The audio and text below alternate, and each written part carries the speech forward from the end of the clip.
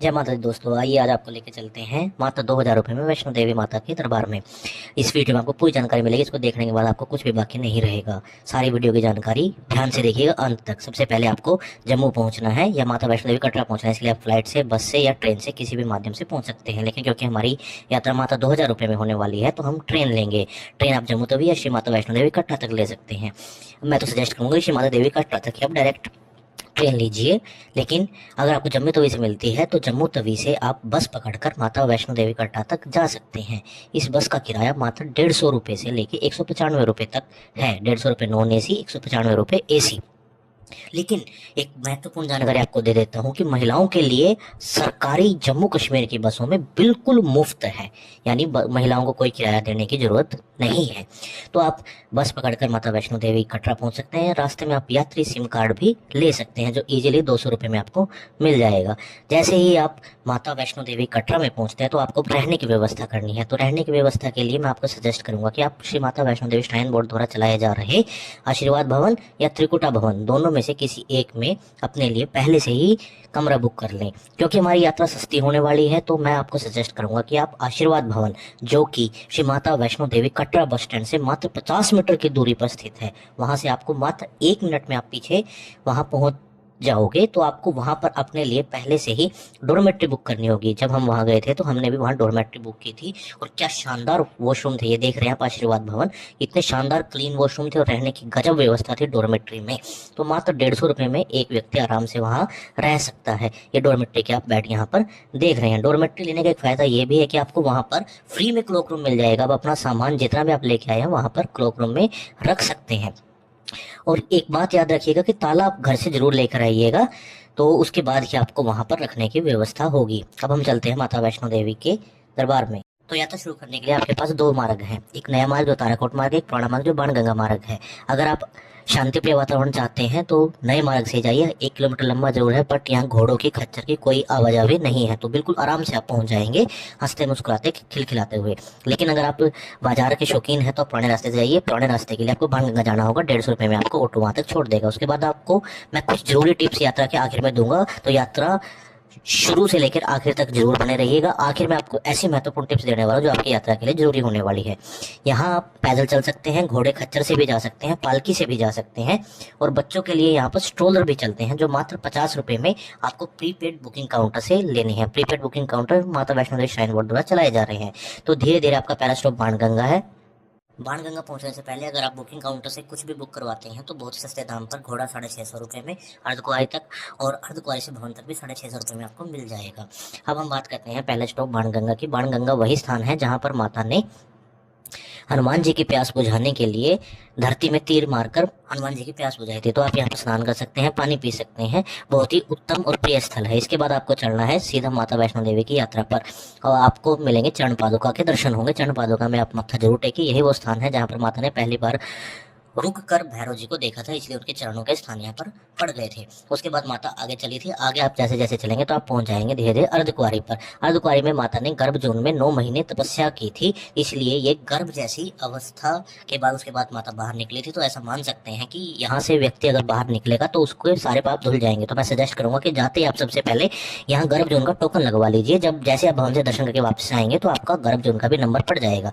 तो आप देखेंगे जैसे जैसे ऊपर बढ़ेंगे तो आपको नीचे का दृश्य बड़ा ही मनोरम दृश्य मिलेगा।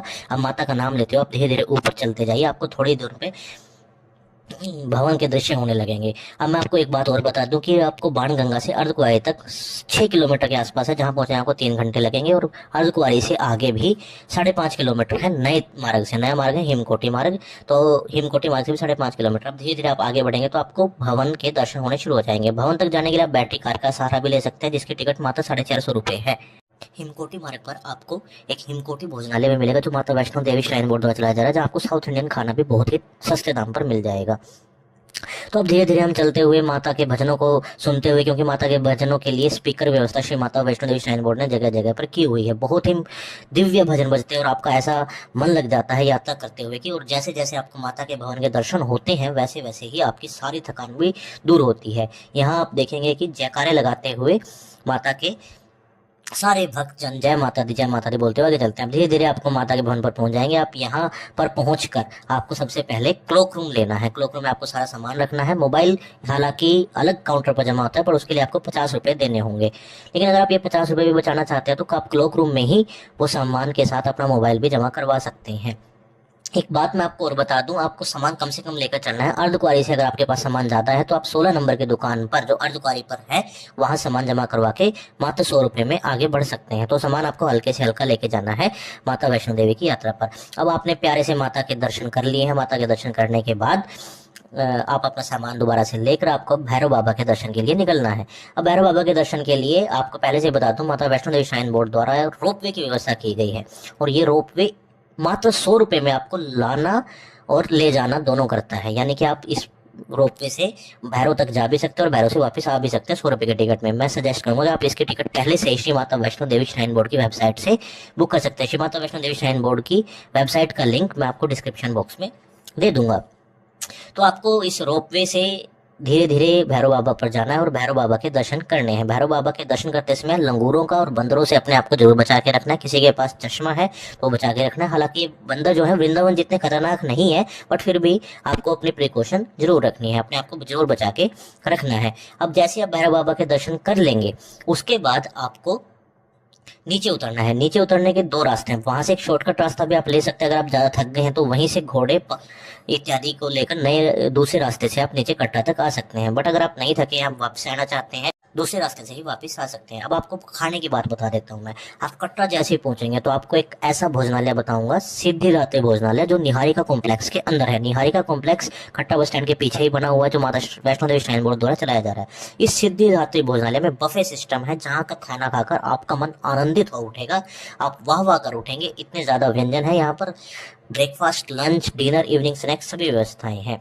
अब खाना खाने के बाद आपको जाना है वापसी अपने घर की तरफ। आप यहाँ तो माता वैष्णो देवी श्राइन बोर्ड के जगह पर खाना खा लीजिए, सिद्धिदात्री भोजनालय में या अन्नपूर्णा भोजनालय में खा सकते हैं। इसके बाद आप माता वैष्णो देवी कटरा से अपने शहर के लिए डायरेक्ट ट्रेन ले सकते हैं, या आप जम्मू घूमने आ सकते हैं। जम्मू घूमने के लिए आपको माता वैष्णो देवी कटरा के बस स्टैंड से ही 80-80 रुपये में आपको वहाँ से जम्मू के लिए बसेस मिल जाएंगी। तो बसेस में आप इजीली बैठकर आ सकते हैं।